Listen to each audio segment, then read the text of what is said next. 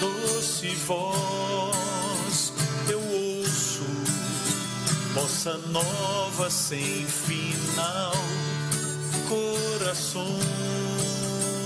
Boa noite, pessoal.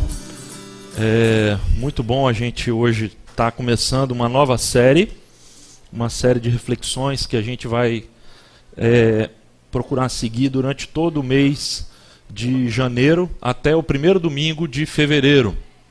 Plano de voo, rota segura para o ano novo.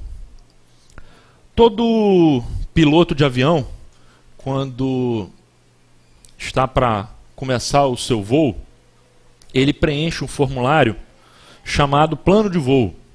É um documento obrigatório, e eu não sou aviador, não sou piloto de avião, mas eu li alguma coisa sobre isso essa semana e descobri que o plano de voo é um documento obrigatório que todos os pilotos precisam preencher antes de começar a sua viagem. Esse documento ele contém algumas informações, alguns elementos importantes de segurança que vão definir esse voo. Por exemplo, esse documento precisa ter a origem e o destino desse voo. Ou seja, de onde esse avião está saindo e para onde esse avião vai, onde ele vai chegar. Precisa ter o detalhamento da rota, por qual caminho esse voo vai andar. E esse detalhamento de rota tem que estar de acordo lá com as informações também dos controladores de voo. O piloto também precisa preencher possíveis alternativas em caso de pouso de emergência. Ou seja, numa necessidade... Pode deixar os dois aqui, que está ótimo, a gente faz uma dupla. Não tem problema não. Obrigado, Leila. Então, se acontecer alguma emergência, alguma pane, aonde que ao longo do caminho esse piloto vai poder de alguma forma pousar esse avião? O tempo de voo também está ali preenchido, ele precisa colocar lá quanto tempo vai ter essa rota. E com base nessas informações ele faz o cálculo do consumo de combustível, para saber, será que eu tenho combustível suficiente para percorrer, para fazer essa rota? E também a quantidade de pessoas a bordo. Então tudo isso aqui, gente, são informações que um piloto precisa obrigatoriamente preencher num formulário antes de tirar um avião, uma aeronave do solo. A questão toda, e de onde veio a ideia dessa série, é porque a viagem está começando. A nossa viagem está começando.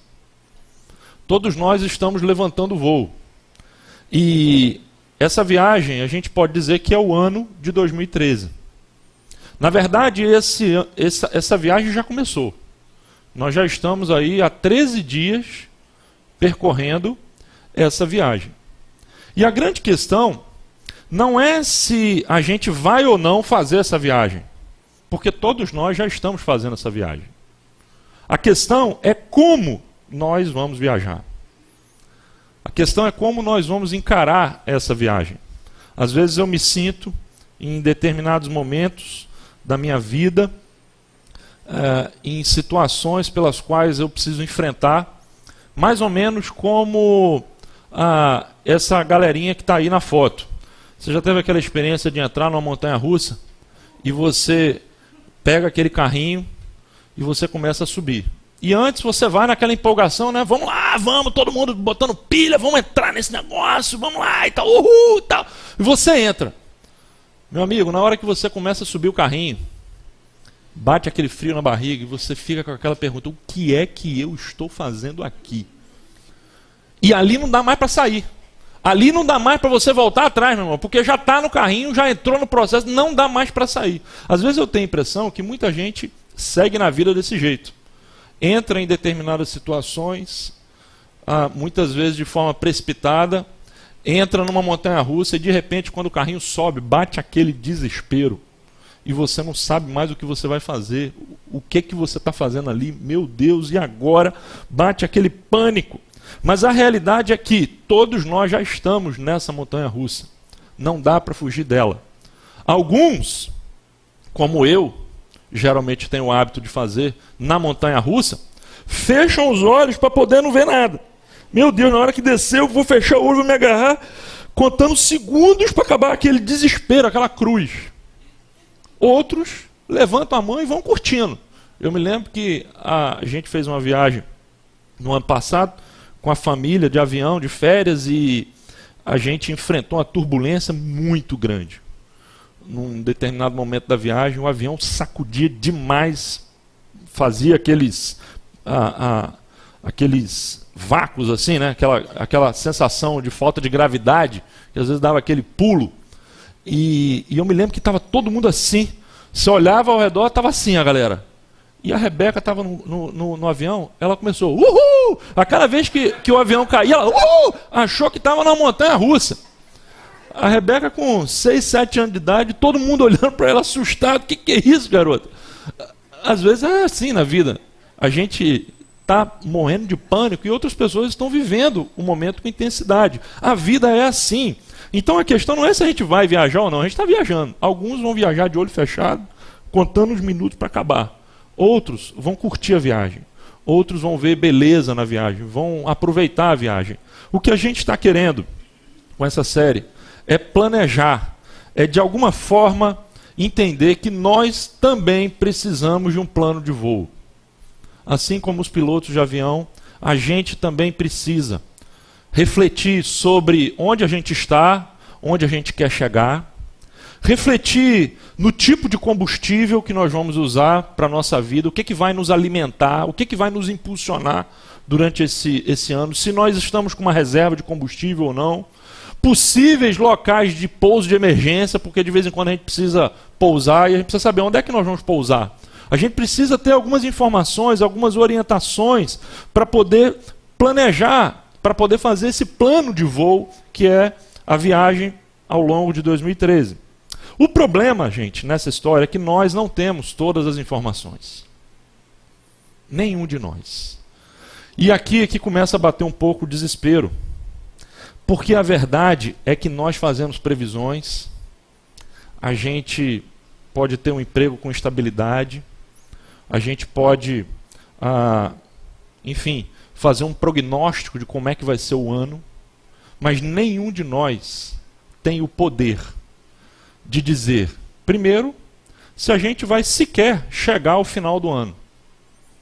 A gente não tem o poder para dizer se esse ano vai ser um ano sem muita turbulência ou que vai ser um ano com turbulência. A gente não é capaz de prever o cenário internacional, a gente não é capaz de prever o cenário na nossa cidade, a gente não é capaz de prever o cenário dentro da própria casa. Nós não sabemos se nós vamos enfrentar uma doença grave, não sabemos se nós vamos ter um ano difícil. Aqui mesmo na nossa comunidade nós temos pessoas que talvez na virada do ano passado para esse não imaginariam que iam atravessar por momentos e situações difíceis que tiveram que atravessar esse ano. Nós não temos as informações. Eu fico pensando, eu estava lendo essa revista na semana passada, a primeira revista Veja desse ano trouxe na sua matéria de capa algumas previsões. Era uma revista sobre previsões. Eu não sei se vocês leram, se vocês acompanharam, mas eu achei muito interessante, porque geralmente na virada do ano, a gente encontra, né, nos jornais, nos programas de televisão, a gente encontra aquelas previsões. E aí os caras procuram lá aquelas figuras exóticas que vão dizer, vamos fazer a previsão do ano para o seu time. Esse ano vai ser um ano difícil para o time e tal. Fluminense, campeão novamente e tal. Enfim, a gente tem aquelas previsões que normalmente algumas são óbvias, como essa do Fluminense e tal, mas outras são previsões um pouco mais estranhas, mas todos eles fazem previsões. E essa revista foi sobre as previsões. Mas o que me impressionou é que logo na capa a gente tem ali escrito o seguinte: economistas e consultores erram tanto quanto cartomantes e videntes.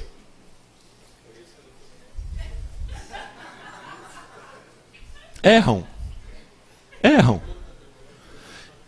Que os cartomantes e os videntes erram, a gente sabe. Todo mundo olha ali para aquelas figuras, né, fazendo aquelas previsões, muitas vezes baseado em possíveis cartas, astros, e a gente fala, muitos tratam desse grupo, desse segmento que faz esse tipo de previsão como charlatões.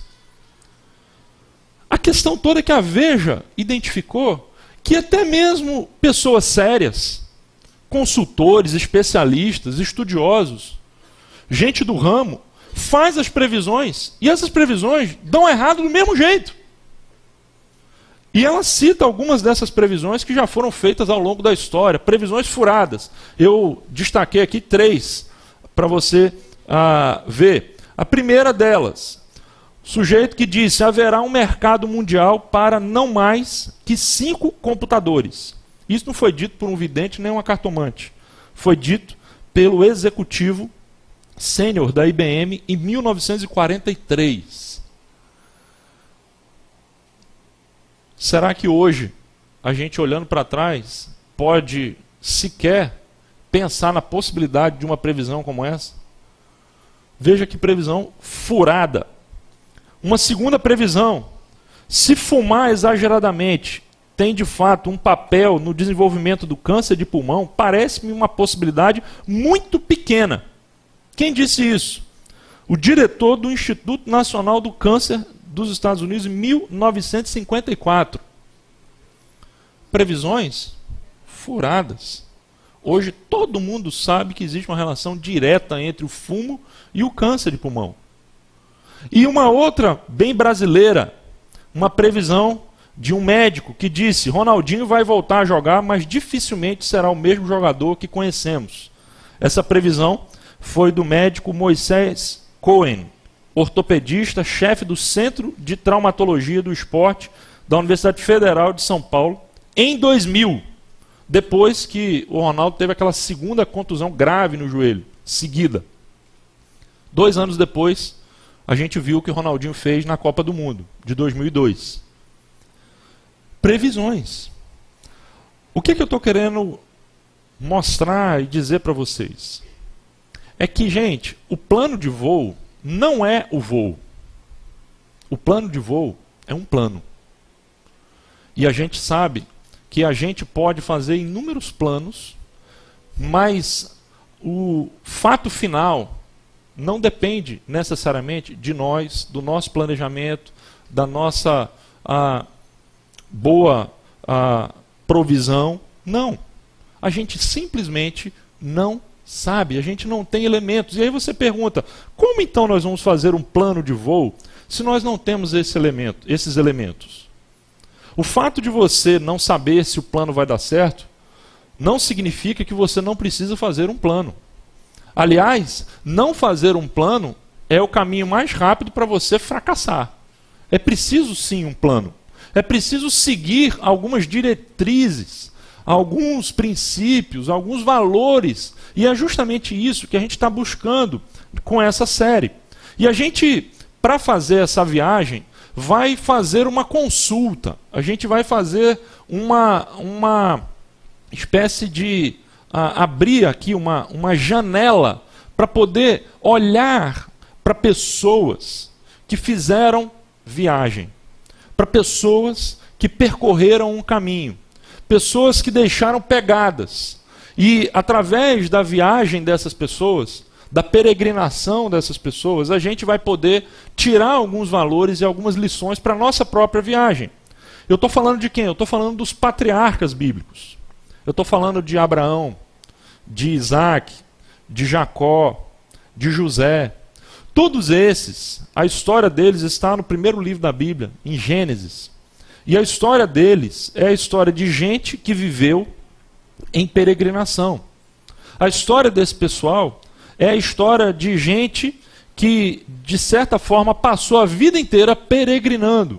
E nós vamos pegar o exemplo de peregrinação deles, ver onde eles acertaram, onde eles erraram, de onde eles partiram, por que partiram. Enfim, nós vamos fazer perguntas aos patriarcas e vamos encontrar respostas para a nossa própria viagem, para tentar montar o nosso próprio plano de voo. É importante que você saiba que eles eram gente como a gente. Às vezes a gente olha assim: Abraão.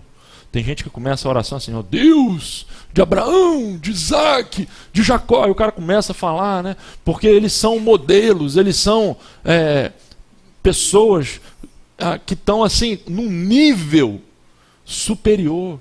Mas a verdade, nua e crua, é que se você abrir a sua Bíblia e for ler a história desses caras, você vai descobrir gente fraca, gente medrosa, gente covarde, gente cheia de pecado, cheia de artimanhas, famílias disfuncionais, gente que enfrentou problemas, pecados, lutas interiores do mesmo jeito que você e que eu.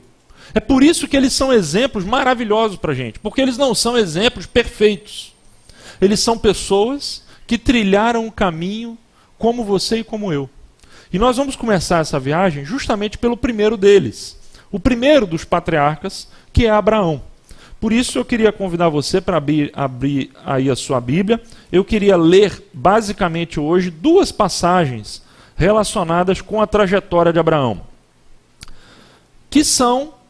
Nós não vamos ter tempo hoje para fazer uma investigação profunda de toda a vida de Abraão, mas eu queria pegar nas origens da história de Abraão. Como que essa história começa? E aí tirar algumas lições para a gente nessa noite. Queria ler dois trechos, um deles em Gênesis 12 e o outro em Gênesis 15. Então, veja só o que diz aí, Gênesis capítulo 12, os primeiros 6 versículos. Primeiro livro da Bíblia, bem no comecinho, diz o seguinte: Então, o Senhor disse a Abrão: saia da sua terra, do meio dos seus parentes e da casa de seu pai, e vá para a terra que eu lhe mostrarei. Farei de você um grande povo, e o abençoarei. Tornarei famoso o seu nome, e você será uma bênção. Abençoarei os que o abençoarem, e amaldiçoarei os que o amaldiçoarem. E por meio de você, todos os povos da terra serão abençoados. Partiu Abrão, como lhe ordenara o Senhor, e Ló foi com ele. Abraão tinha 75 anos quando saiu de Harã. Levou sua mulher Sarai, seu sobrinho Ló, todos os bens que haviam acumulado e os seus servos, comprados em Harã. Partiram para a terra de Canaã e lá chegaram. Abrão atravessou a terra até o lugar do carvalho de Moré, em Siquém. Naquela época, os cananeus habitavam essa terra. Pule aí na sua Bíblia para o capítulo 15, página seguinte. Vamos ver os 6 primeiros versículos também. Depois dessas coisas, o Senhor falou a Abrão numa visão: Não tenha medo, Abrão. Eu sou o seu escudo. Grande será a sua recompensa. Mas Abrão perguntou: Ó soberano Senhor, que me darás se continuo sem filhos? E o herdeiro do que possuo é Eliezer de Damasco. E acrescentou: Tu não me deste filho algum. Um servo da minha casa será o meu herdeiro. Então o Senhor deu-lhe a seguinte resposta: Seu herdeiro não será esse. Um filho gerado por você mesmo será o seu herdeiro. Levando-o para fora da tenda, disse-lhe: Olhe para o céu e conte as estrelas, se é que pode contá-las. E prosseguiu: Assim será a sua descendência. Abraão creu no Senhor, e isso lhe foi creditado como justiça. Eu queria pensar um pouquinho no começo da história de Abraão.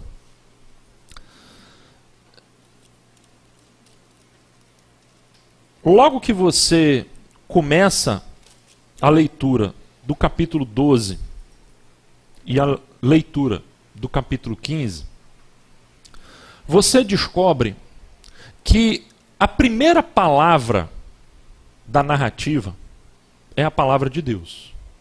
Você percebeu isso? O capítulo 12 começa dizendo: Então o Senhor disse a Abrão.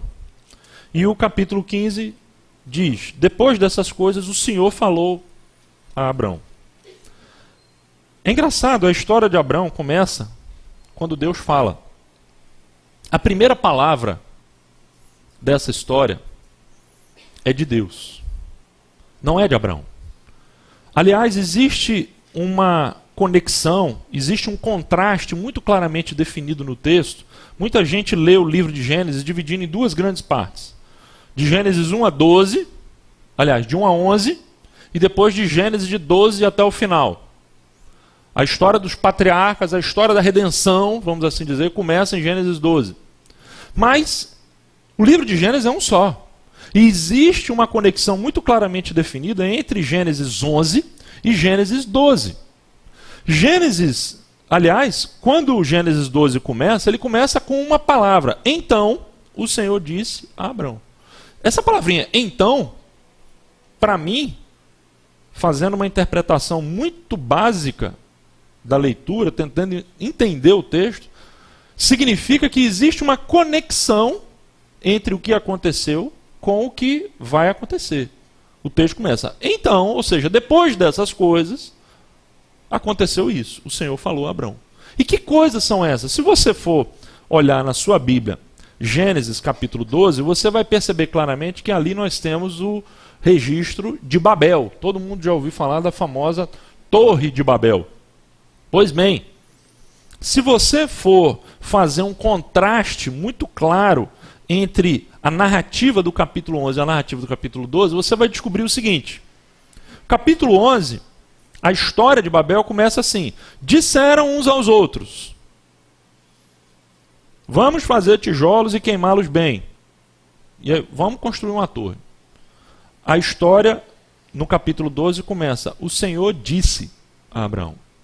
No capítulo 11, quem fala primeiro é o homem. No capítulo 12, quem fala primeiro é o Senhor. No capítulo 11, os homens falam assim: vamos construir uma cidade. No capítulo 12, Deus diz a um homem: farei de você um grande povo. No capítulo 11, o pessoal diz assim: o nosso nome será famoso. No capítulo 12, o que a gente vai ler? Deus dizendo a Abraão: eu tornarei famoso o seu nome. E o final da história, no capítulo 11, todo mundo já conhece, é quando o Senhor visita aquele projeto, aquele empreendimento, e diz o texto que o Senhor os dispersou e pararam de construir a cidade. Ou seja, aquilo acabou num projeto bem sucedido, não. Um projeto mal sucedido. Ao passo que Abraão, a palavra final para ele foi: Abraão, eu o abençoarei, e você será uma bênção. O que você está percebendo? É que, gente, na verdade, se a gente fosse pensar em termos estratégicos, de planejamento, a Torre de Babel teve um planejamento muito melhor do que a história de Abraão. Porque em Babel aconteceu o seguinte: o pessoal se organizou lá, falou, pessoal, e veja, a história de Babel surge, por sua vez, imediatamente depois de qual história? Alguém lembra? A história do dilúvio. O que o pessoal pensou? Pessoal, nós precisamos nos organizar. Isso aqui não pode acontecer de novo. Precisamos de obras emergenciais, precisamos deixar um legado. E aí nós vamos construir uma torre que vai chegar até os céus, porque num caso, vai que chove de novo, a gente vai ter um lugar bem alto para a gente se proteger, vamos planejar esse negócio, vamos ficar todo mundo junto. A ordem que Deus tinha dado, qual era? Antes, encham, multipliquem-se, se espalhem pela terra. Eles falam, pessoal, a gente não pode se espalhar, a gente tem que ficar todo mundo junto. Vamos ficar juntos, vamos ficar unidos. Babel é o esforço do homem por construir a sua própria história, independente de Deus, não acreditando nas palavras que Deus mesmo tinha dito quando falou: eu não vou mais destruir com chuva. Mas ele fala: peraí, vai que o poderoso lá muda de ideia. Então nós temos que nos precaver, vamos organizar, vamos planejar. E eles disseram: vamos fazer isso, vamos fazer aquilo. Você faz isso, eu faço aquilo. Foi muito bem planejado. Plano não faltou. Ao passo que Abraão, ele estava quieto lá na história dele, na casa dele, na terra dele, e de repente, algo extraordinário acontece na vida de Abraão. Ele ouve uma voz, e essa voz faz toda a diferença na vida de Abraão. Ele não pediu. Ele não orou. Essa voz não foi uma voz que ele ouviu porque ele estava em oração. Senhor, fala comigo. Senhor, me responde. A primeira voz não foi a de Abraão. A palavra de Deus para Abraão não foi uma resposta às orações de Abraão. A primeira palavra, gente, foi a palavra de Deus. Não foi a palavra de Abraão. Aliás, o movimento de Abraão é uma resposta a essa voz que ele ouviu no início. E aqui a gente começa a delinear alguns conceitos para o nosso próprio plano de voo. A gente começa a se perguntar qual vai ser ou qual é a primeira palavra no nosso plano de voo para 2013. Será que a gente é do tipo assim, vamos fazer os nossos planos, vamos planejar nossas férias, vamos planejar o nosso trabalho, vamos planejar nossos investimentos e tal, e aí no final, Senhor, dá uma força aí, ajuda, quebra o galho para a gente. Ou será que a gente começa em oração, na leitura da palavra, Senhor, o que o Senhor tem para nós? Qual é a palavra? Será que a nossa vida é uma vida responsiva a essa palavra? Será que a gente vive como uma resposta àquilo que Deus está falando para a gente? Quando o Senhor chega para Abraão e diz para ele que ele precisa sair da terra dele, que ele tem um projeto de vida para ele, que ele seria bênção, que ele tinha sido escolhido, que ele tinha uma missão, um chamado, ele não oferece muitos detalhes. Deus não especifica muito bem o que vai acontecer. Mas a gente poderia até traduzir esse texto de Gênesis, tanto Gênesis 12 como Gênesis 15, como se Deus chegasse para Abraão e falasse assim, Abraão, eu tenho um projeto para você. Vem comigo que eu vou te mostrar. O que Deus está falando para Abraão é o seguinte, Abraão, me segue. Sai desse lugar que você está e vem comigo. Mais importante do que as coordenadas é a presença. Isso muitas vezes passa desapercebido. Que, na verdade, o planejamento de Abraão era um só. Era seguir as pegadas. Era ir junto. Gente, a presença de Deus é o que importa. Não é saber aonde a gente vai chegar, mas é saber com quem a gente vai. Essa é a diferença. Eu tenho algumas passagens, algumas frases aqui, eu queria colocar 3 frases que me tocam muito o coração quando eu penso nesse conceito. Primeiro é a frase de Moisés. Quando ele, num dilema diante de um povo rebelde, diante de uma situação difícil, fez uma oração dizendo o seguinte, se não fores conosco, não nos envies. A oração de Moisés é o seguinte, Senhor, nós estamos num dilema. Se não for para o Senhor ir com a gente, é melhor a gente ficar por aqui mesmo. É engraçado que às vezes a gente não pensa com isso, né? A gente quer ir de todo jeito. Com ele ou sem ele. O importante é a gente ir. Não. A questão não é o destino final, não é chegar lá. A questão é quem é que está com a gente para a gente chegar lá. Porque o que acontece no mundo corporativo muitas vezes é o seguinte. As pessoas elas galgam o sucesso, galgam ambições e elas eventualmente chegam lá. Grandes executivos, pessoas de sucesso, cresceram nas suas profissões, chegam lá. E aí a pergunta é, como chegam lá?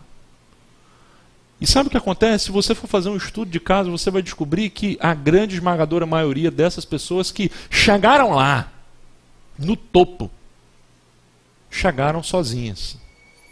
Porque ao longo do caminho, as relações foram se fragmentando por causa do preço que se paga pelo sucesso. A questão então é, com quem a gente vai? Será que vale a pena sacrificar essa presença simplesmente para construir uma torre? Muitas vezes a gente está mais preocupado em construir uma torre do que acompanhar o Senhor. Uma outra frase que é uma ressonância dessa, do famosíssimo missionário David Livingstone, que disse certa vez, sem Cristo, nem mesmo um passo. Com Cristo, a qualquer lugar. Eu acho essa frase belíssima.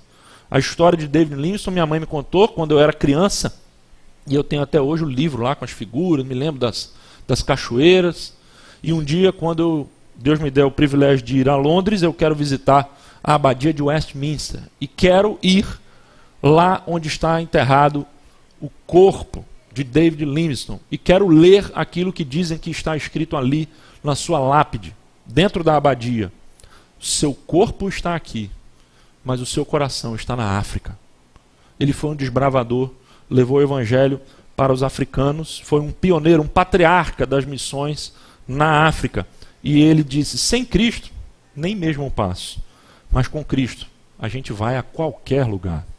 E a terceira frase, uma frase que eu já citei, uma das minhas frases prediletas de Dietrich Bonhoeffer, teólogo que foi morto pelo regime nazista uma semana antes de terminar a guerra. E ele disse, uma das suas últimas palavras, não sei para onde vou, mas sei com quem vou. Está com que aí, né? Com quem?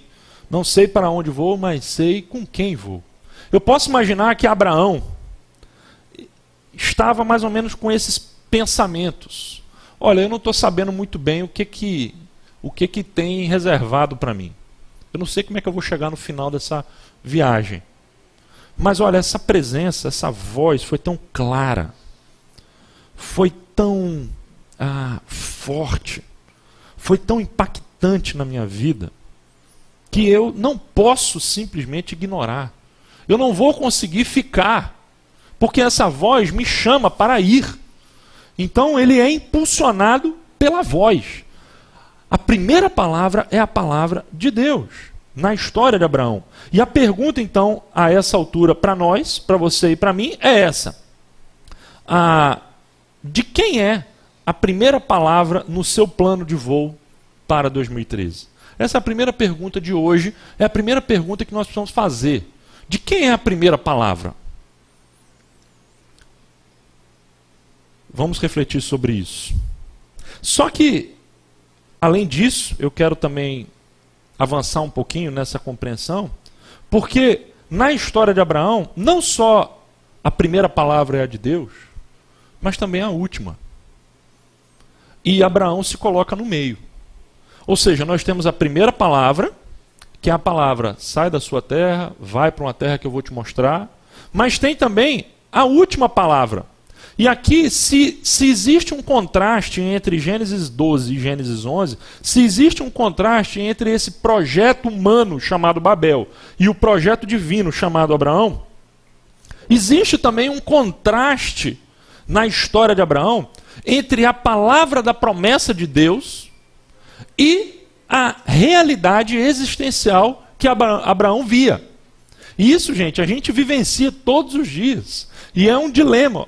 Eu tenho a impressão que o Benjamin, na semana passada, falou um pouco sobre isso aqui, e eu queria explorar um pouquinho mais hoje.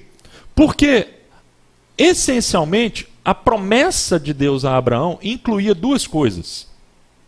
Incluía, em primeiro lugar, uma grande descendência. E incluía, em segundo lugar, terra. Deus ia abençoar Abraão. Naquele tempo, naquele momento histórico, Deus mostrou e prometeu a Abraão isso. Que ia dar a ele uma grande descendência e que iria dar a ele uma grande terra. O problema, gente, é que quando Abraão abria os olhos, quando ele abria os ouvidos, ele ouvia Deus dizer: vou te dar uma grande descendência e vou te dar muita terra. Aí quando ele abria os olhos, o que ele via era o quê? Primeiro, a sua mulher era estéril. Ele já era idoso. A sua mulher era idosa. Como assim uma grande descendência? Quando ele abria os olhos, o texto nos diz que os cananeus habitavam a terra. E Deus tinha falado, eu vou te dar essa terra. Só que quando ele abria os olhos, ele falava, peraí, como assim me dar essa terra? Você percebe que aquilo que Abraão vê está em franco contraste com aquilo que ele ouve. E a questão toda é, será que Abraão vai seguir baseado nos seus olhos? Ou será que Abraão vai seguir baseado nos seus ouvidos? Ele vai seguir baseado no que ele vê com os seus olhos? a realidade, ou ele vai seguir baseado naquilo que ele sabe que ele ouviu, muito claramente com seus ouvidos. Esse é um dilema de Abraão. E não foi fácil. Ele tentou conciliar as duas coisas. Ele tentou conciliar a realidade com a promessa. Como que ele fez isso? Por exemplo, no caso da descendência, a princípio ele imaginou, não, a minha descendência, já que a minha mulher é estéril, meu filho é, e eu sou idoso, e ela é idosa também, vai ver que Deus está falando que ele vai me dar uma grande descendência, mas através do meu servo, Eliezer. Eliezer vai ser o meu servo, a minha descendência, vai ser o meu filho. E aí Deus aparece a ele, corrige, e eu acho bacana isso, porque Deus vem e corrige. E ele diz, não, não vai ser um filho seu. Aí Abraão, então, vai para casa, pensa mais um monte de coisa e fala, não, então peraí, minha mulher é estéril, vai ser um filho meu. Tem uma outra solução. Vai ser um filho meu com a criada da minha mulher, porque a minha mulher não pode ter filho. E aí ele tenta dar uma segunda interpretação da voz. E ele pega, por iniciativa da própria mulher, a criada, isso era algo comum na época de Abraão, e tem um filho com ela, chamado Ismael. Até que Deus diz o seguinte, Abraão, não é esse. Você não está entendendo, Abraão. Vai ser um filho seu com a sua mulher. E nisso tempo, Abraão já com 100 anos. A mulher com 90 anos. Como assim? Você está percebendo que existe um conflito? Abraão é chamado na Bíblia de pai da fé, mas não foi, gente, num passe de mágica, sem muito conflito, sem muita dúvida, sem muita tentativa de interpretar e reinterpretar a palavra, que ele chegou e se tornou pai da fé. Não.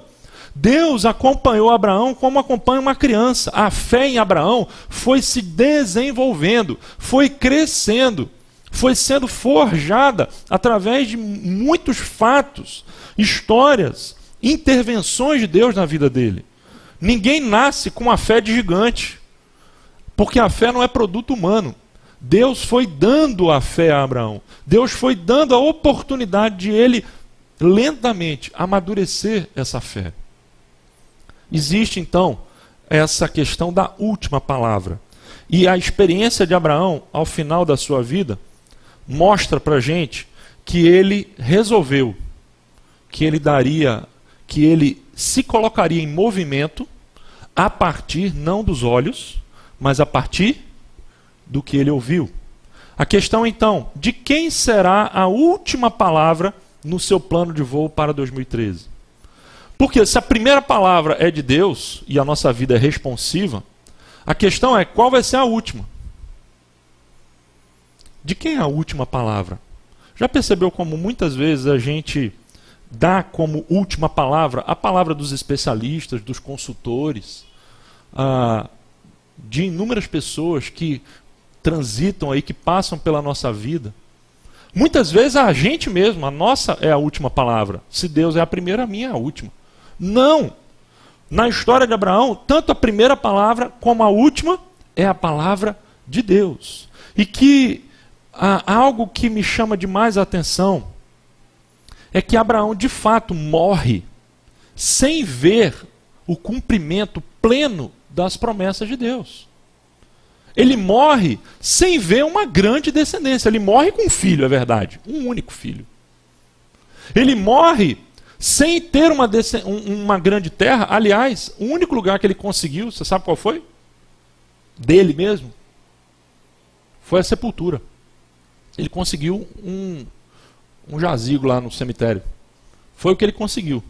Foi onde enterraram ele, os filhos e os netos e tal. É o que ele conseguiu. Foi o lugar onde ele foi enterrado. Era dele. Aquilo ali era de Abraão. Ele não conseguiu, em vida, ver essas promessas. E você já parou para pensar que, de repente, Deus está chamando você, assim como Abraão, para poder desbravar um campo novo, um terreno novo. E aqui a gente vai entrar no terceiro ponto que eu acho muito importante, que é a questão da resposta de Abraão, para a gente concluir e tirar as lições para a nossa vida. Abraão faz uma viagem de fé. A partir desses dois movimentos, quando Deus diz para ele, Abraão, sai da sua terra e Abraão, vá para a terra que eu te mostrarei. Os dois movimentos são, primeiro, deixar o mundo conhecido, abandonar a zona de conforto, abrir mão do controle, é o que fica para trás. E abrir espaço para avançar para o mundo conhecido, ou melhor, desconhecido, está errado ali, é desconhecido, num passo de fé, trocar a casa pela tenda. O que isso significa? Trocar o fixo pelo provisório. Trocar o que é definitivo pelo que é temporário. Nessa experiência. Percebe o desafio que Deus propõe a Abraão? Que é o desafio para a gente hoje? Quando Deus nos pede para sair, para deixar algo para trás. Gente, uma das coisas mais difíceis que eu tenho percebido na vida das pessoas, nos dias de hoje, sabe o que é? É virar a página. A gente não consegue virar a página. Muitas vezes, a gente, ao invés de virar a página, a gente alimenta o ressentimento, que é ressentir, sentir de novo. A gente não permite essa virada de página. E aí a gente não sai, a gente continua lá. A gente nunca deixa para trás definitivamente. E a vida, gente, que Deus pede para a gente, que é uma vida de fé, significa permanentemente abandonar coisas que vão se acumulando. Tanto como pessoas, como igreja, nós acumulamos muita sujeira. E a gente precisa, para avançar, deixar essas coisas para trás. A virada do ano é uma oportunidade maravilhosa para fazer isso. Para virar a página, que significa deixar algumas coisas para trás. Quem sabe a gente precisa deixar algumas coisas para trás do ponto de vista da religiosidade. Quem sabe a gente tem conceitos muito firmemente estabelecidos e a gente precisa rever esses conceitos. Gente, rever conceitos não é sinal de fraqueza, de imaturidade. Se você me perguntar se hoje eu sou o mesmo pastor que eu era há 12 anos atrás, quando eu fui ordenado ao ministério, eu vou te dizer, não. Se talvez você me conhecesse há 6, há 7, há 8 anos atrás, você não me reconheceria hoje. Porque ao longo do tempo a gente vai mudando. A gente precisa mudar. A gente precisa deixar muitos aspectos da nossa religiosidade, pontos que a gente julga como inegociáveis. Será que são mesmo? Baseado em que a gente diz isso? São N áreas que a gente poderia aqui usar como exemplos do que significa deixar esse mundo conhecido. Eu acredito que o importante é você mesmo fazer as aplicações para a sua própria vida. Uma vida de fé pressupõe que a gente precisa largar algumas coisas. Será o que hoje que Deus pediria para você largar e que você está ali segurando o osso e não larga de jeito nenhum? E Deus está falando, larga, meu irmão, larga. Sabe o que eu acho mais fantástico nessa história? É que normalmente, na nossa cultura, a fé é um instrumento de conquista. A fé é um instrumento da gente conseguir coisas. Então as pessoas dizem às vezes que é com a fé que você consegue uma cura, que é com a fé que você consegue uma bênção de Deus, que é com a fé que você consegue uma promoção, e você precisa ter muita fé. E se não consegue a bênção é porque não teve fé. Só que você já parou para pensar na história de Abraão, que foi o pai da fé? O primeiro movimento dele foi de conquista? Foi de quê? Perda. A fé significa abrir mão. Abrir mão do controle. Dizer, Senhor, pode levar. Ao invés de Senhor, pode dar, não, é Senhor, pode levar. E a gente não quer às vezes fazer isso. O primeiro movimento é o de deixar para trás. E aí, então, a gente está preparado para o segundo movimento, que é avançar. E avançar para um lugar desconhecido. É passar a viver numa dimensão do temporário, do a cada dia estar vivendo uma experiência nova, e alguém te pergunta, para onde você está indo? Muitas vezes você vai dizer, olha, não sei. Eu poderia pensar naquele ladrão que foi crucificado ao lado de Jesus e que no instante final, reconhecendo ali que Jesus era o rei, reconhecendo que Jesus era divino, ele se arrepende no instante final e simplesmente suplica, lembra-te de mim quando vieres no teu reino. Jesus chega e diz para ele o seguinte, hoje mesmo estarás comigo no paraíso. Já reparou como a nossa tendência é sempre colocar a ênfase da resposta de Jesus na palavra? Se a gente pegar qual é a palavra mais importante da resposta de Jesus? Normalmente a gente vai dizer paraíso. Ele ia para o paraíso ali naquele dia. Só que se você chegasse para aquele cara e falasse, o que significa? Você entendeu o que Jesus disse? Você entendeu o que Jesus está falando com você? Hoje mesmo estarás no paraíso. Não. Eu tenho a impressão que se a gente perguntasse para aquele bandido, ele ia dizer o seguinte, olha, se você chegasse para ele, você está indo para onde? Ele não ia dizer assim, o que é o paraíso? Paraíso?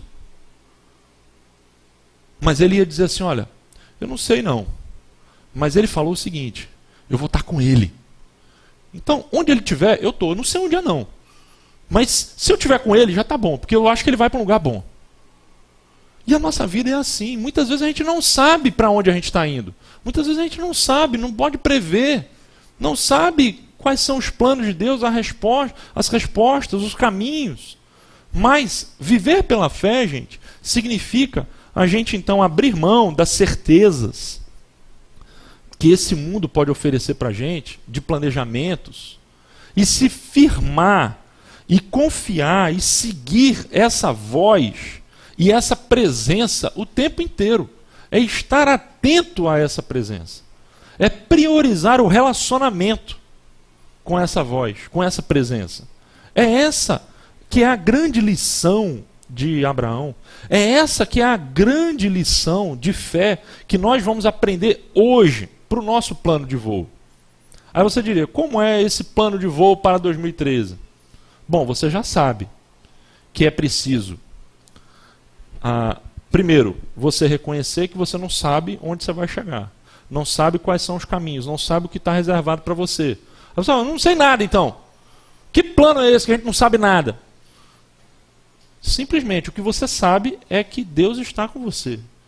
E você não precisa saber mais nada. Quando Jesus diz assim, eu sou o caminho, a verdade e a vida, ele está falando exatamente isso. Porque a resposta que os discípulos fizeram foi, Senhor, a gente não sabe para onde o Senhor vai. Como é que nós vamos seguir nesse caminho? Aí Jesus responde, eu sou o caminho. É como se ele dissesse, tudo bem, vocês não precisam saber mesmo não. Mas eu sou o caminho, vem comigo, que eu sei aonde eu estou indo. É como você visitar um lugar estranho, onde você não conhece, e você ali contrata um guia. E esse guia vai chegar para você e vai te guiar. Ou seja, você vai chegar e vai dizer assim, olha, eu não sei onde eu estou indo e tal, mas o guia sabe. Eu não entendo, mas o guia entende. Eu não posso ver, mas o guia entende. E a nossa vida de fé é isso, gente. Viver pela fé é isso. Quem procura todas as certezas, todas as explicações, para então seguir, ainda não aprendeu o que é a fé. Muitas vezes a gente fica escravo das nossas dúvidas. Muitas vezes a gente fica prisioneiro, refém delas. Eu me lembro de um livro maravilhoso que eu li, chamado Como Lidar com a Dúvida. E esse camarada, se não me engano é o Alistair McGrath, ele disse o seguinte, que a dúvida é como a criança. Ela pede atenção o tempo inteiro. E o que a gente faz com as crianças? Se a gente for dar atenção, toda a atenção que as crianças pedem, vai ser suficiente? Eu quero dizer a você o seguinte, se eu for dar todos os abraços, todos os beijos, que a Rebequinha quer antes de dormir, ela não vai dormir nunca. Porque ela o tempo inteiro vem pro quarto, pai, me dá um último abraço, e me dá um último, e me dá um último, e me dá um último. Ela quer ficar na minha cama. E ela usa o abraço como uma chantagem emocional. Até que eu digo, não vou dar mais abraço. Não dá mais, você tem que ir para a cama agora. A dúvida é como uma criança. Ela pede atenção o tempo inteiro. E o Alistair McGrath diz o seguinte, olha, tem hora que a gente chega para a dúvida e fala assim, olha, para, não pode dar atenção mais não. Às vezes a gente dá atenção demais para as dúvidas.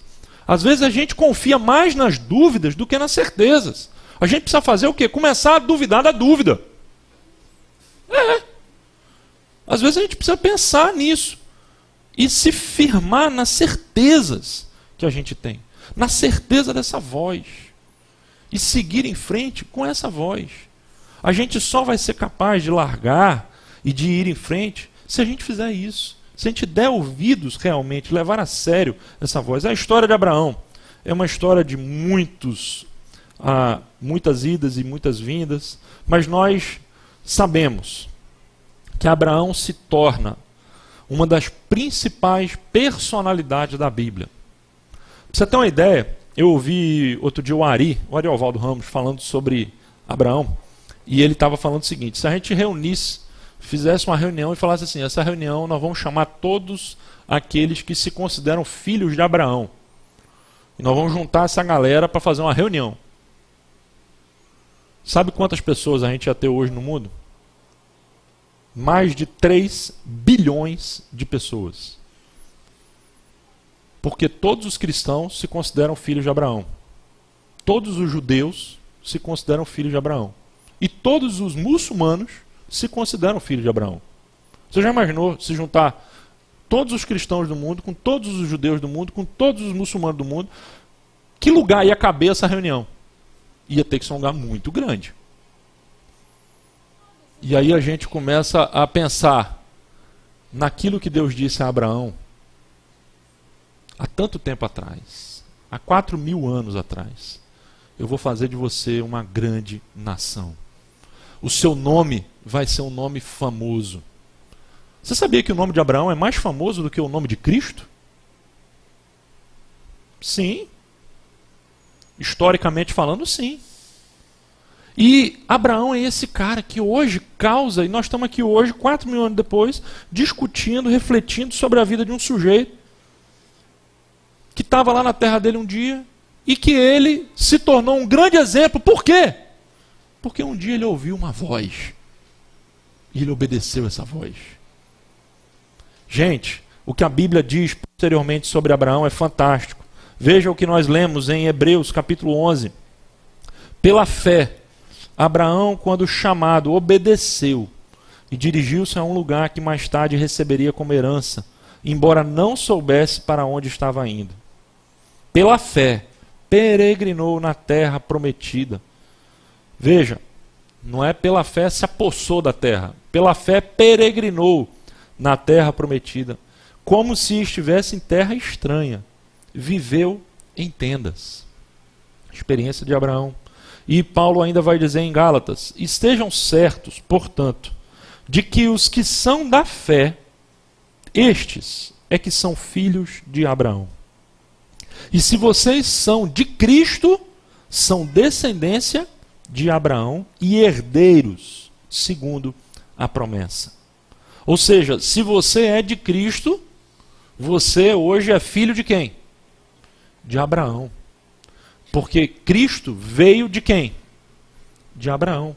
E a fé de Abraão se tornou paradigmática, ou seja, se tornou um padrão, um modelo, ao ponto de Paulo, quando vai muito tempo depois escrever sobre a fé salvadora, ele vai usar como principal modelo e argumento a fé de quem? Abraão, quando disse, ele simplesmente acreditou na palavra de Deus e isso lhe foi acreditado como justiça. Ou seja, ele acreditou.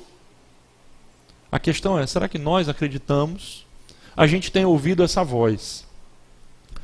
Quando a gente lê as Escrituras, quando a gente ouve a palavra, nós ouvimos a voz. Mas será que aquilo que ouvimos tem se transformado em uma decisão de deixar coisas para trás e passar a experimentar o novo assim como Abraão, de sair e de ir. Nós estamos aqui hoje porque um dia esse cara saiu e foi. A história do movimento missionário mundial está repleta de situações de pessoas que saíram e foram.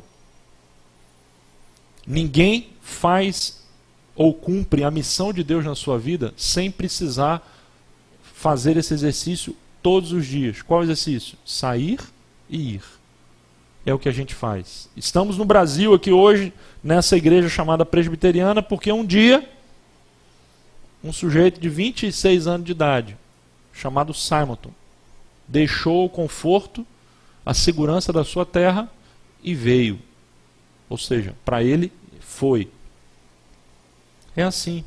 Deus nos chama para deixar algo para trás e para assumir alguma coisa nova. Que a gente, ao fazer o nosso plano de voo para 2013, a gente esteja pensando nisso. Nas implicações da trajetória e da peregrinação de Abraão para a nossa própria experiência. E pensar plenamente que seguir uma rota segura nesse ano novo significa, mais do que qualquer outra coisa, seguir uma rota acompanhado da voz. Não vá sem a voz. Como Livingstone disse, sem Cristo, nem mesmo um passo. Com Cristo, a qualquer lugar. Seja para a morte, seja para a vida, com Cristo, estamos juntos. Vamos orar e depois nós vamos cantar uma última música para a gente terminar.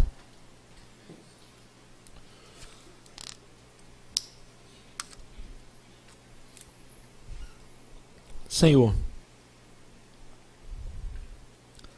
Tua voz de fato nos impulsiona, nos incomoda, nos coloca em movimento. E nós queremos reconhecer, Senhor, que muitas vezes temos nos precipitado nos nossos planos, nos nossos empreendimentos, nas nossas decisões, que muitas vezes temos nos movido, Pai, a partir de outras vozes, a partir da voz do sucesso profissional, das ambições desse mundo, da voz da propaganda e do marketing, da voz das promoções. Muitas vezes, Senhor, temos dado mais atenção a essas vozes, ou temos dado atenção maior àquilo que vemos, às impossibilidades, às dificuldades do dia a dia, do que a Tua voz, que nos chama para uma vida de fé, de confiança. Que o Senhor, Pai, nos ajude a ter sensibilidade para ouvir essa voz. Que o Senhor nos ajude a caminhar a partir daquilo que ouvimos do Senhor. Que o Senhor nos ajude a ver o invisível, a atentar para as coisas que não se veem. Que a realidade não nos assombre, não nos assuste. Que aquilo que não sabemos, Pai, não seja valorizado demais. Nos ajuda, Pai, a duvidar das nossas próprias dúvidas, a não dar vazão total a elas, a não nos paralisarmos quando não entendermos. Queremos, como Abraão, mesmo com dúvidas, seguir em frente, mesmo com dúvidas, continuar a caminhada, sabendo que estamos indo contigo, Pai. E mesmo que a gente às vezes não saiba onde o Senhor está nos levando, que a gente tenha a coragem de nos submeter e dizer, Senhor, pode levar. Que a gente tenha a coragem de nos resignarmos, Senhor, e assumirmos que o Senhor é que sabe o melhor lugar. Nos ajuda, Pai, a peregrinar com fé rumo ao desconhecido durante o ano de 2013. Essa é a nossa oração em nome do Teu Filho Jesus Cristo. Amém. Grato eu sou, libertas em amor, libertas libertas, somos libertas, sendo bom.